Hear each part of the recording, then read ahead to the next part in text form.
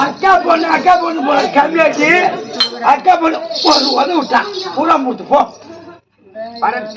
பருத்து மாடு இல்ல கருள் மாடு கறந்து.